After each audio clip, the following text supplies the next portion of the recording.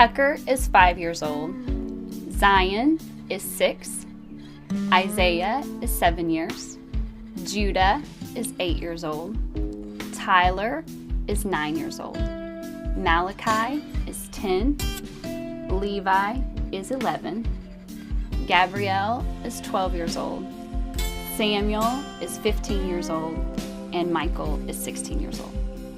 And we are the Jones Dozen. Mike and Haley Jones, and we are in Thompson Station, Tennessee, just south of Nashville. I think we've always knew that we wanted to adopt, even when we were dating. We had talked about adopting. We were thinking about one child, a little boy from Africa. It was just something that's always been in our hearts. And then once we got married and it was time to start pursuing that, ended up being more than one child. It was a sibling group of 8. It was in 2010. We had kind of been talking with someone from the orphanage there, just about some different sibling groups. You know, we originally thought we would adopt one child, and then we just realized we could do more than that. We just kind of felt like God was calling us to do more. So we started looking at some sibling groups, and then ended up hearing about the sibling group of 8. At that time, we didn't know anything about them, whether they were boys or girls, but we just knew that that's what we were called. That's who we were called to. And then we found out that it was, 7 boys and 1 girl. This was all. We found that after we already committed to adopting them. We didn't know a thing about them. So building a relationship. I guess the positive thing about it taking so long, in 3 years, was that we had a chance to build that relationship with him before they came home. I went there. I would be here a few months and then go there for a month or so and then be here a few months. It was a lot of traveling back and forth, which was really hard on our families in both places. It's hard to leave, Tyler and Tucker and Mike here, but at the same time, I had 8 children over there, and then it was really hard to leave and come back here each time. And then when I was not in country, we would Skype with them every Saturday. They had that set up at the center. So we look forward to Saturdays when I wasn't in country a lot. I think there's just a lot of everybody just kind of to feel comfortable. We had 8 new people in this house that had to have some time just so they started to feel like more than just a house, but their home. So just kind of getting used to that, and just how we do things. Cultures are very different, and trying to learn a new culture, but respecting a culture that they came from and trying to incorporate the two together. Housework has definitely changed with them home. It's not a Saturday morning, knock the house out before we go outside anymore. It's all day, every day. From the time you wake up to the time you go to bed, there's something to be done. The kids, I tried to do it all when they first came home pretty much by myself. And then I realized there's just too many of us, and I will drive myself crazy trying to pick up after everybody. So then I made a chore chart. And so I have kids that help wash dishes each day, wipe the table, and vacuum up the food each day. So that kind of changes, and they rotate it around. And that's been a huge help. As far as cooking goes, cooking is a whole other story. Yeah, I could do breakfast easily.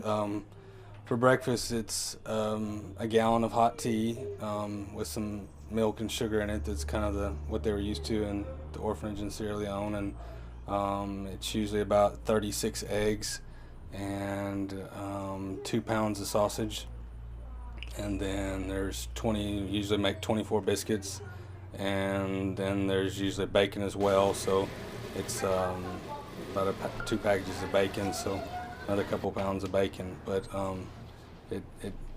it's a lot for breakfast. So yeah. Gosh, I'm trying to think if you're thinking about in can sizes. If I'm doing a vegetable, it's going to be 4 or 5 cans of whatever it is. Meat for a meal, depending on what meat it is, but it's usually 4 or 5 pounds of just the meat. I do use a lot of rice, just because it's something they're used to, and it's easy to make, and you can put it with anything. It's kind of fills you up. So I get a 50-pound bag of rice at the store, and we go through that in a couple of weeks. We look for free fun. And I think that's the good thing about us being such a large group is there's always somebody there to entertain each other. And like when their favorite like soccer is their favorite thing. That's their life. So, you know, playing soccer outside, they'll do that for hours, or going to the park and playing, walking around downtown, just things like that they love and enjoy, and that's free. Somebody blessed us with zoo passes, so we can all go to the zoo for free, something that we couldn't be able, to do before. So just different things Somebody's like that. given us tickets to go to the movies before, so they've gotten to go. They have got to go see a movie. The theater. Big theater. So, but yeah, it's just there's so many things that are just too costly and you just can't do. So you just find things to do that just make sense, or they're free. I mean, it's just. Yeah, we just kind of learn to entertain ourselves. That there'll be things that we can't go do, and we won't go eat at restaurants or things like that. We just can't do that anymore, but that's okay. We have each other, we have our family, so we just have a fun time together.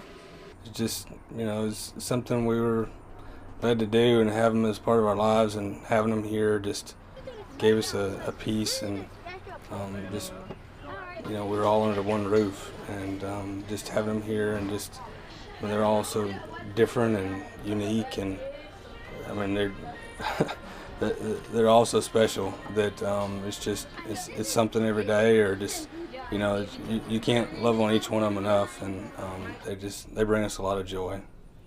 I think for me, just kind of just the biggest life lesson that I've learned from this is just that if God called you to do something, it doesn't matter if it makes sense or if anybody understands it. If you know it's what you're supposed to do, you just have faith and you go for it.